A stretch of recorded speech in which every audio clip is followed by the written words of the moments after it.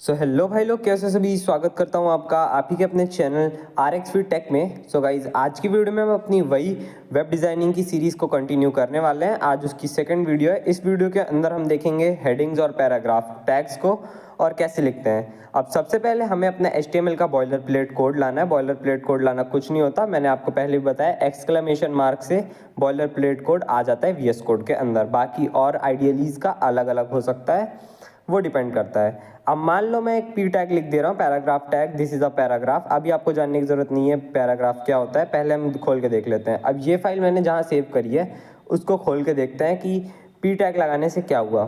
P tag लगाने से हमारे यहाँ पे कुछ टेक्स्ट लिख के आ गया, दिस इज अ पैराग्राफ।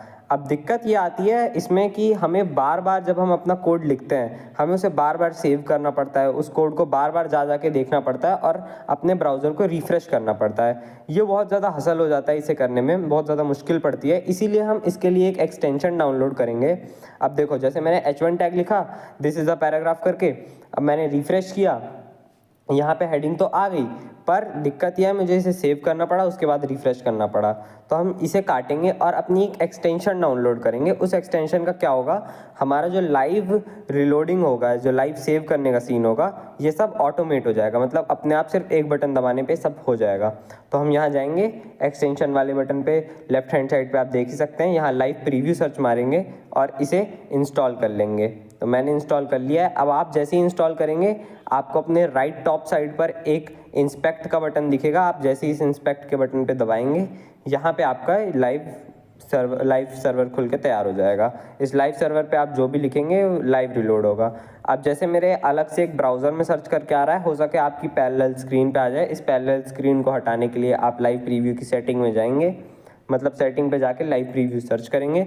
उसके बाद नीचे जाएंगे और नीचे जाके यहाँ पे मैं, जैसे मेरा एक्सटर्नल ब्राउज़र हो सकता है, आपका एम्बेडेड प्रीव्यू रखा होगा, इसे एक्सटर्नल ब्राउज़र पे कर देंगे। एक्सटर्नल ब्राउज़र पे करने के बाद अब आप जैसे ही दबाएंगे एक अलग से आपके डिफ़ॉल्ट ब्राउज़र पे, जैसे मेरा तो माइक्रोसॉफ्ट एज है, आपका डिपेंड करता है, वो कोई सा भी ब्राउज़र हो सकता है, उस ब्राउज़र पे जाके खुल जाएगा। तो अब इतना हो गया। अब हम इसके अंदर कुछ भी लिख के देखते हैं क्या ये सच में लाइव रिलोड हो रहा है। सबसे पहले हम एक H1 टैग लगाएंगे।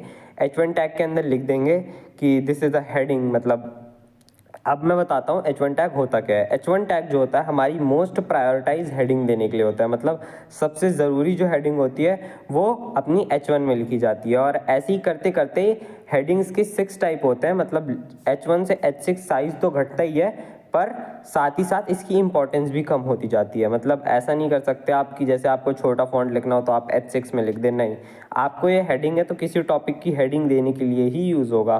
ठीक है, ऐसे ही मैंने अब एक एक करके यहाँ पर सबकी हेडिंग बदल दी। अब मैं मल्टीपल कर्सर्स लाने के लिए अपना ऑल्ट प्लस क्लिक, मतलब अपने माउस का क्लिक बटन यूज़ कर रहा हूँ, राइट क्लिक, इससे हमारे मल्टीपल कर्सर आते हैं जिससे हम एक साथ कई चीज़ें सेलेक्ट कर सकते हैं। ठीक है, तो यहाँ पे मैंने H5 कर दिया और लास्ट वाले बटन में हमने H6 कर दिया। तो आप देख सकते होंगे कि हेडिंग साथ ही साथ कितनी छोटी होती जा रही है। जैसे जैसे आखिर तक आएंगे हमारी हेडिंग एकदम छोटी हो जाएगी और यहाँ पर हमारा काम कंप्लीट हो जाएगा हेडिंग का। ये हो गई हमारी हेडिंग। अब मान लो हमें ये तो हो गई हेडिंग, अब हमें पैराग्राफ लिखना है। पैराग्राफ के लिए हेडिंग को यूज़ नहीं कर सकते, तो हम पैराग्राफ से पहले एक कमेंट समझते हैं। अब हमारे कोड में कई बार हमें दूसरों को चीज़ें समझानी होती हैं या बाद में वो कोड हम ना भूले, ये चीज़ें समझने के लिए हम इसके अंदर एक कमेंट ऐड करते हैं।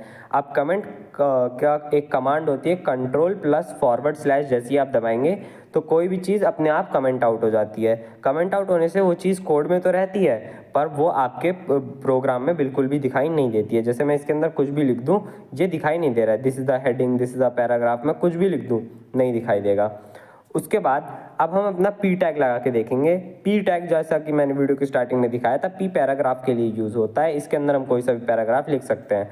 By default VS code automatic एक रैंडम पैराग्राफ जनरेट करके लॉरम लिखने पे दे देता है। अब आप लॉरम के आगे जितने भी शब्द लिखोगे वो देगा। अब जैसा कि आप देख सकते हो ये पूरा सिंगल लाइन में आया है और मैंने इसको स्प्लिट स्क्रीन किया था तो Alt+Z से इसका वर्ड रैप ऑन हो जाता है। ठीक है, अब मैं यहाँ कितनी भी स्पेस दे दूँ पैराग्राफ में, वो वहाँ एक भी स्पेस काउंट नहीं करेगा। मैंने सेव करके देख लिया है। ठीक है, तो अब मुझे पर मान लो अपने पैराग्राफ में लाइन ब्रेक्स देनी है, स्पेस देना है, मैं इन सब के लिए क्या कर सकता हूँ। अगर देखिए आपको लाइन ब्रेक देना है, नॉट इन पैराग्राफ, आपको किसी भी दो टैग के बीच में एक लाइन डालनी है, खाली जगह डालनी है, तो आप BR टैग लगा सकते हैं। देखिए जहाँ पे अपना नेक्स्ट लाइन पे आ गया है। ठीक है, उसी के साथ अगर आपको किसी बात को कोट करना है या कोई टेक्स्ट जो का त्यों लिखना है, आप प्री टैग का यूज़ कर सकते हैं। प्री टैग के अंदर जैसे कोई भी बात लिख के आप डाल सकते हैं। जैसे मैं कोई कोट लिख दूँ, जैसे देखा नहीं आपने कोट के लिए कोटेड टेक्स्ट यूज़ किया जाता है, जैसे मैंने लिख दिया दिस इज अ पैराग्राफ, कुछ भी लिख सकते हो आप। तो इसके अंदर आपकी डाली हुई एक एक स्पेस एक एक डॉट का मतलब जैसे लिखी जाती है वैसी की वैसे आपको देखने को मिल जाती है।